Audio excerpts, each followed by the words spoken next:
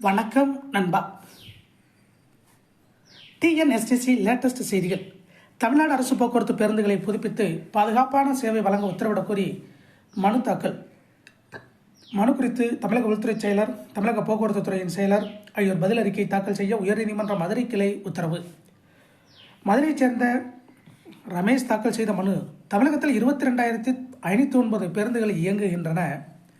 தமிழ்நாடு அரசு போக்குவரத்து கழகம் 48,458 கோடி ரூபாய் நஷ்டத்தில் கடந்த சில ஆண்டுகளாக இயங்கி வருகிறது. அரசு பேருந்துகள் முறையான பராமரிப்புடன் இல்லாததால் பாதுகாப்பு மற்றும் சௌகரியம் கருதி தனியார் பேருந்துகளையே பயணிகள் விரும்புகின்றனர். பெரும்பாலான பேருந்துகள் 15 ஆண்டுகளுக்கு முன்பு வாங்கப்பட்டவை. இது மோட்டார் வாகன விதிகளுக்கு எதிரானது. தமிழகத்தில் 40% அரசு பேருந்துகள் மாற்றியே ஆக வேண்டிய கட்டாயத்தில் இயங்கி வருகின்றன. இது பயணிகளின் பாதுகாப்பை கேள்விக்குறியாக்கியுள்ளது. தொடர்ந்து அரசு பேருந்துகளால் ஏற்படும் விபத்துகளும் அதிகரித்து வருகின்றன. ஆகவே தமிழ்நாடு அரசு போக்குவரத்து கழக பேருந்துகளை புதுப்பித்து நல்ல போக்குவரத்து சேவை வழங்க உத்தரவிட வேண்டும் என கூறியிருந்தார். இந்த வழக்கில் விசாரித்த நீதிபதிகள் MS ரமேஷ், மரிய கிலாட் அமர்வு, மனுதாரரின் கோரிக்கை பொதுநலன் சார்ந்தது.